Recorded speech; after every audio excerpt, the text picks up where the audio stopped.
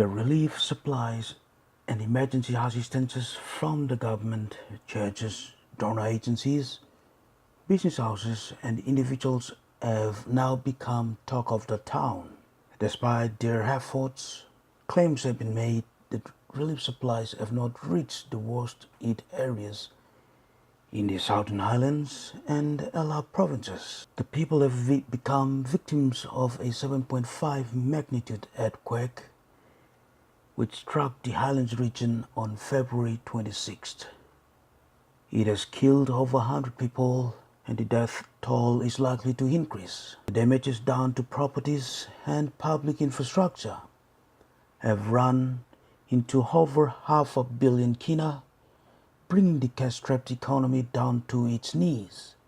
But the government is keen on restoring it in a year's time. At a media conference facilitated by PNG Women Leaders Network in Port Moresby today, women leaders from Nipa Kutubu, Como, Heights and Bosavi have expressed their views on the disbursement of relief supplies, humanitarian aid. For advancing PNG Women Leaders Network, it's not just for the 64 or the 20 women leaders who are from this area, but the thousands that follow them. Naomi from the Kutubu for Women's Association, there's 5,000 women that she leads in a community. And not just the head here, she will talk about the women and how many more.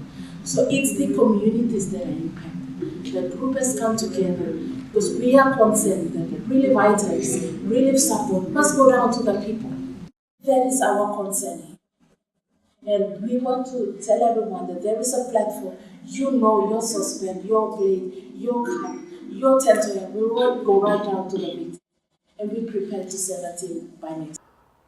Over 500,000 people affected by the earthquake in the Highlands region.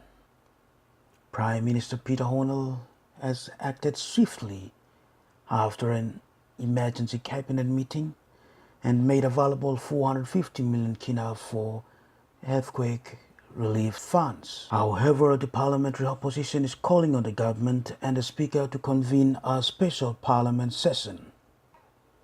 If recalled, members of parliament from both sides of the house can sanction a well thought out plan on how effectively the government manages the fund.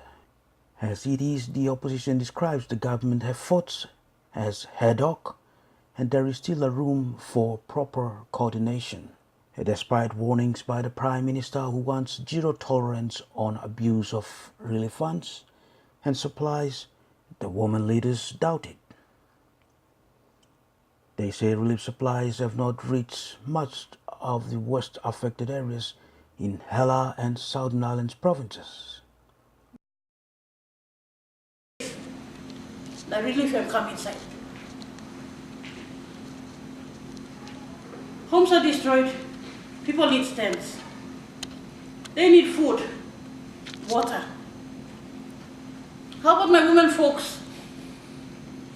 They need hygiene pads. They have called on the government and others to partner with them in effectively distributing relief supplies and delivery of emergency aids to the victims through their established networks. I call on leaders. I call on the government. Embrace and respect us women and let us work together. Kutubu Council of Women has women reps located in the 18 council wards in Kutubu.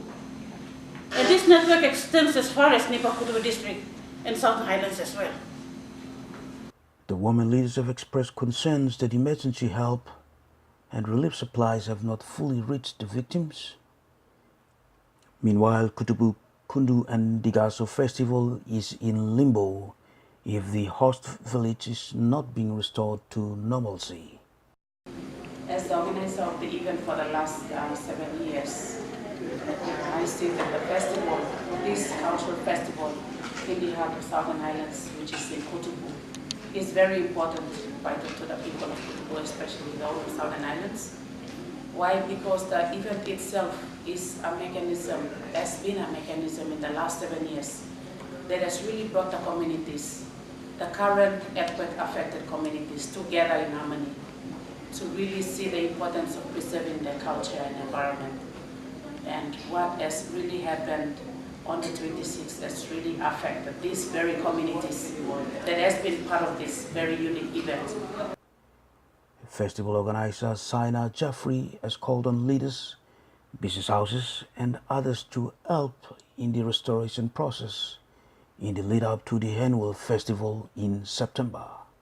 She says the flora and fauna and others which attract tourists to the festival have been destroyed by the earthquake. Juan Pisako, Port Moresby.